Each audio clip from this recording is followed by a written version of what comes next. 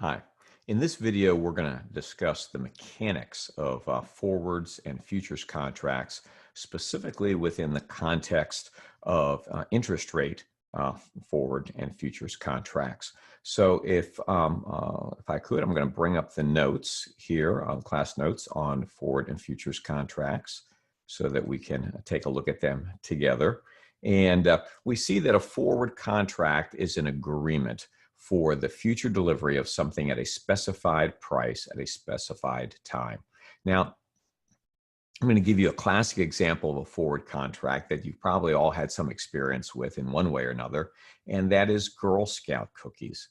When my youngest daughter was a brownie, which is the you know, precursor to Girl Scouts, about 25 years ago, quite a while ago, she sold Girl Scout cookies door to door in our neighborhood. I would go out with her to sell the Girl Scout cookies because 10-year-old girl shouldn't be going out by herself knocking on the doors in the neighborhood. So I just kind of stood back and let her do this, and I learned a few things. One of the things I learned is that everybody loves to buy Girl Scout cookies. Every single house bought some, and most of them bought 4 or 5 boxes at a time. But also kind of learned the mechanics behind it, because when we went out there, we did not go with any boxes of Girl Scout cookies. It was just with a paper and pencil where we would take the orders.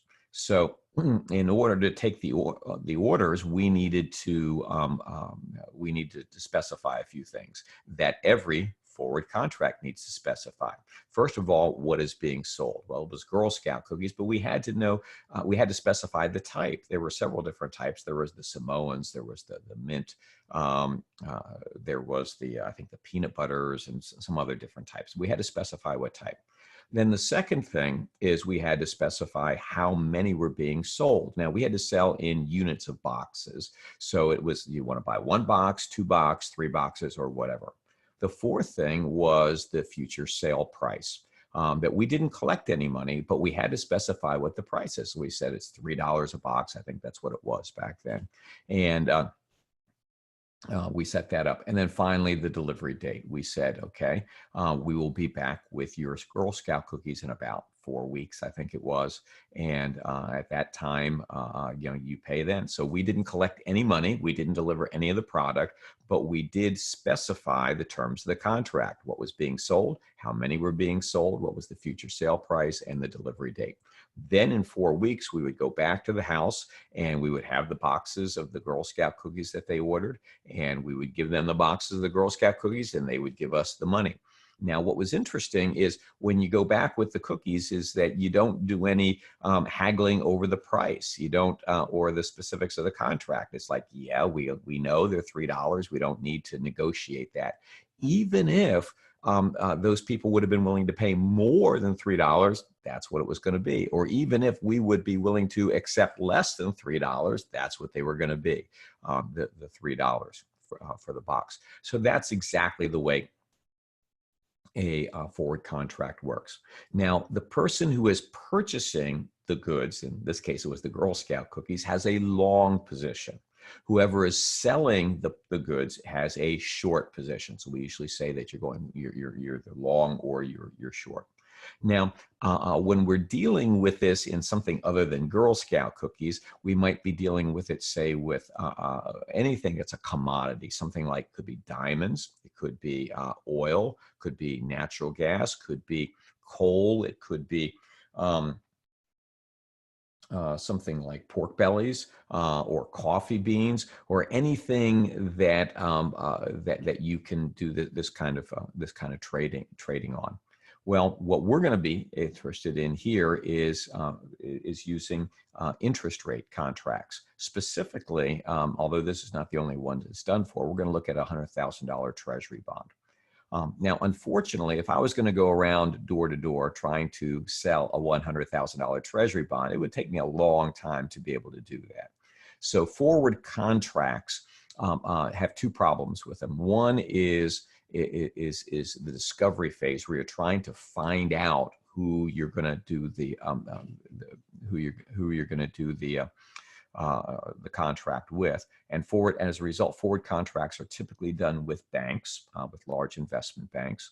So I might find an agreement with a bank to be able to sell them or buy from them a $100,000 treasury bond 2 months from now, 3 months from now, whatever we want to agree with. It can be forward contracts with banks can be very flexible. And we come to an agreement today that in, say, 3 months, I'm going to deliver them a $100,000 treasury bond. They're going to pay me a certain amount. So if we think, if we agree to a price of, let's say, $102,000, okay, then today we say, hey, we come to this agreement, we sign the paperwork, and then 3 months from now, I deliver the $100,000 treasury bond. They give me $102,000. And there's no discussion about the price at that point in time. Well, the two problems that you have with forward contracts is, number one, finding a counterparty, and then another difficulty that you might have with that. And by the way, if I go to a bank, they've got a little bit of market power, right? Because I went to them because I needed to enter into this forward contract to hedge or for whatever purposes. And it's going to take me a lot of time and effort to go to a number of different banks to try to make sure I'm getting the right deal. The other risk, and this is not typically a risk when you're working with a bank, but if you decide to go elsewhere, and that is counterparty risk. The risk that the other side of the agreement will not fulfill their end of the bargain. So if I have an agreement to sell a $100,000 treasury bond for $102,000 and it's gone down in value, so it's only worth $95,000, they're not going to want to sell it for $102,000. They may say, I'm not going to do it. Now I got to worry about getting attorneys and to sue them for it. And, it's all a mess. So futures contracts were designed to overcome those problems. What happens with a futures contract is you have an exchange. The exchange we're going to be talking about is the Chicago Mercantile Exchange, which is located in Chicago. There are other exchanges. There's some important ones in New York and elsewhere around the world. We'll talk about the Chicago Mercantile Exchange there in Chicago. And because that's where interest rate futures contracts are dealing with, which is what we're going to be talking about. But there's futures contracts on lots of things. If you ever saw the movie Trading Places, okay, with Eddie Murphy, Dan Aykroyd, and all those folks in there, that had scenes of interest rate, not interest rate, but orange juice futures contracts being traded. And you had everybody in there, and it was done for a movie, but it was the basic idea. You had people who were looking to go long, and you had people who were looking to go short. And the long people were saying, yeah, I want to buy this, and the short people were saying, I want to sell this. And you would negotiate really across the pit. And you would find someone that wanted to be on the opposite side of a trade. That would be where the delivery would be on. You agreed on the delivery date. You agreed on the quantity, and you had agreed on exactly what it was you were dealing with, and you agreed on the price. Now, to make matters a little bit simpler, is the exchanges have standardized quantities: 1 contract, 2 contracts, 3 contracts, etc. For the 30-year Treasury bond, 1 contract is one $100,000 30-year Treasury bond. For other things, it's different amounts. So you can buy 1 contract or 2 contracts or 3 contracts. For the delivery date, it's I believe it's the last month of each quarter. I believe it's on the 3rd Friday of each month. And the specific time, I think the seller has some options in terms of when that's going to be actually delivered. So when you're dealing with futures contracts, a lot of this stuff is already standardized. But the big advantage to dealing with a futures contract is the counterparty risk, because it's eliminated. Let's suppose I want to go long for 1 contract on a $100,000 Treasury bond to be delivered on the 3rd Friday of June. And I come to an agreement with John Doe, who's on the other side of the pit, and we come to an agreement, make it real simple, that it's going to be at par value at $100,000. So I'm going to be buying a $100,000 Treasury bond on that date from John Doe, and John Doe is going to be selling it. Well, as soon as we come to that agreement with each other, we no longer have an agreement with each other. We now each have an agreement with the exchange, with the Chicago Mercantile Exchange. I am going to be buying from the Chicago Mercantile Exchange a $100,000 30-year Treasury bond third Friday in June. John Doe is going to be selling to the Chicago Mercantile Exchange a $100,000 Treasury bond on the third Friday in June. And both of us, it's going to be at a price of $100,000. So now I don't have to worry about whether John Doe shows up on the third Friday in June. Okay. I know the Chicago Mercantile Exchange will be there. John Doe doesn't need to worry about whether I'm going to show up. He knows the Chicago Mercantile Exchange will be there. So we've eliminated that counterparty risk, and we don't have to go looking all over the place because everybody who wants to trade in the futures contract shows up either in person or electronically at the Chicago Mercantile Exchange to be doing the exchange. So what happens now between the time I come into the agreement to be long on the Treasury bond and the delivery date? Well, there's a few things that are going to happen here. First of all, we have what we call a mark-to-market process on a daily basis. That is, each day, okay, the Chicago Mercantile Exchange will look at what is the closing price of all the trades for that day. It isn't necessarily exactly the closing price. It's what they call the settlement price, which is pretty much the closing price. They're going to look at what is the settlement price, what they establish as the settlement price. And since I'm long, okay, and I'm going to be buying this for $100,000, I would love it if the value of that $100,000 Treasury bond went up to $110,000, because I'd love to buy something for $100,000 that's worth $110,000. So I've established a margin account with the Chicago Mercantile Exchange, and every time at the end of each day, if the value of the contract being sold at the end of that day is going up, the Chicago Mercantile Exchange is going to be adding money into my margin account, which is great. In other words, I'm getting some of those gains early.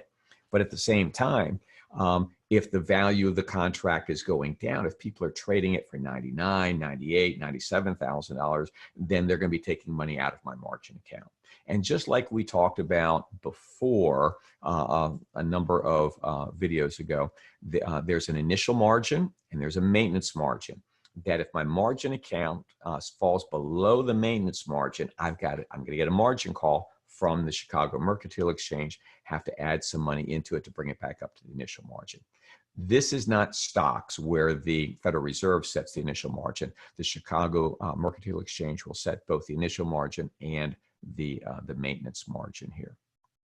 So what happens when it's time to for me to receive this 30-year Treasury bond, which, by the way, is a 6% 30-year Treasury bond, and John Doe has to deliver it to the Chicago Mercantile Exchange? Well, there's a problem, and the problem is right now, the way interest rates are, there is no 6% 30-year Treasury bond. There's no 30-year Treasury bond that has a 6% coupon rate. John Doe's going to be in trouble here, isn't he? Well, fortunately, what the Chicago Mercantile Exchange has done is they have set a list of acceptable bonds to deliver. That way back the very first day when the Chicago Mercantile Exchange said people can start trading on this contract that's going to be delivered the third Friday in June. When they set that up, they came up with a list of about 20 different bonds that did exist. And they said, here are the bonds that are acceptable for delivery. Now, all these bonds had different values at that point in time. They weren't all equal to the same value. So the Chicago Mercantile Exchange set up a conversion factor for each one of those bonds, where when the value of the bond on that date, when the trading started, was multiplied by the conversion factor, it had the same value as a 30-year 6% Treasury bond would have had it been in existence. So the conversion factors were different for each of these real bonds, so that when multiplied by the conversion factor, all of these bonds were equivalent to each other on that day. Well, as we go through time, okay, and we get closer and closer to the maturity date, The bonds values are not going to move exactly together, okay, up and down. They'll be off a little bit. And as a result, one of those bonds, okay, is going to be the cheapest bond.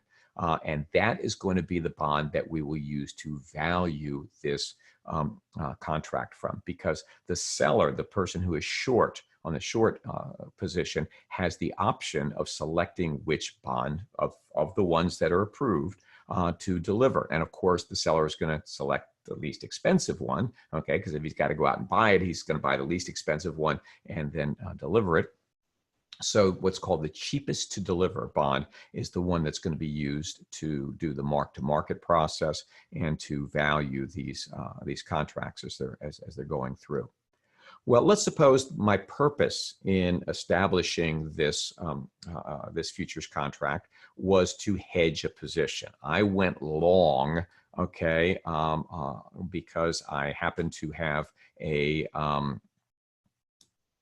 negative duration gap, and I wanted to hedge against that negative duration gap. I knew with a negative duration gap, I was going to be hurt if interest rates went down. So I wanted to create a situation where with the futures contract, I would make money if interest rates went down. And on a futures contract, if I'm long, interest rates go down, the value of a bond goes up, and that's exactly where I want. I have locked in a price to buy this $100,000 treasury bond. If its value goes up because interest rates have gone down, I'm going to be making money. So the whole idea behind a hedge is I want the hedge to make money under the scenario by which I would otherwise be hurt. Okay, so if I'm the life insurance company in this situation, I'm going to be hurt when interest rates go down. So therefore, I want a hedge where I'm going to make money when interest rates go down, which means I want to be long. Had I been the bank, then I would want to go into a short position on the interest rate futures contract. Well, so what's going to happen if my purpose in entering into this contract was to hedge, as we get close to the delivery date, the third Friday in June, I may say, hey, I've achieved my objective. I have hedged. Okay, I don't actually need to physically receive this treasury bond. I accomplished what I wanted to, and I don't want to receive the treasury bond. John Doe may be saying he doesn't want to actually deliver one of these treasury bonds. So what I can do at that point in time is I can take it what we call an offsetting position. Maybe a week before that, the delivery date of the contract, I go back on the floor of the Chicago Mercantile Exchange, and I stand on the opposite side of the pit where I go in to make an agreement with Jane Smith. Could be an entirely different person from John Doe. An agreement with Jane Smith on the same contract, but now I'm taking a short position on that same contract for the same delivery date. So again, once I make the agreement with Jane Smith, my agreement is not with Jane Smith anymore. It's going to be with the Chicago Mercantile Exchange. So now I've got two agreements with the Chicago Mercantile Exchange, both for the exact same 30-year, $100,000 treasury bond. One I'm long, the other one I'm short. So now I have a responsibility, the third Friday in June, to give the Chicago Mercantile Exchange a 30-year treasury bond and to sell it to them, and also to buy the exact same one from them. Well, that washes out. So my position cancels out. My long position gets canceled out when I take an offsetting short position, even though it's not with the same person. Okay, it ends up being with the same exchange, but the price that I agree to with Jane Smith may be different than the one that I agreed to with John Doe. With John Doe, we said it was going to be at a price of 100. With Jane Smith, maybe it's at a price of 102 is what we agree to. That's good for me, because what happens is I am now obligated to buy from the Chicago Mercantile Exchange one bond at a price of $100,000. And I'm obligated to sell to them one bond at a price of $102,000. So I'm making $2,000 or so. Basically, the whole thing is wrapped up. The Chicago Mercantile Exchange gives me $2,000, or I get it, put it into my margin account from them. And that kind of closes out my position at that point in time. Had my agreement with Jane Smith been for, let's say, $97,000, now that's not good. I would be obligated to buy at 100,000 and sell at 97,000. Then the Chicago Mercantile Exchange would have taken $3,000 out of my margin account before my position would be closed up at that point in time. So probably about 95% of all of these interest rate futures contracts are settled that way, where there's not actually a physical delivery taking place. Although you certainly can. There's nothing wrong with delivering one of those bonds or taking delivery of one of those bonds. But for most people who are looking to hedge, that wasn't necessary, and it just kind of complicates things a little bit by doing it that way. I've got a very specific example of this whole mark-to-market process in your notes on page 3. I would encourage you to go through that and be able to see it and make sure you understand how each of those numbers are being done. But that's the general process. So I want you to understand what forward contracts are and how they work and how they're different from futures contracts. But the next video we're going to go through numerically how do you decide how many contracts to enter in a futures contract to be able to hedge a specific position.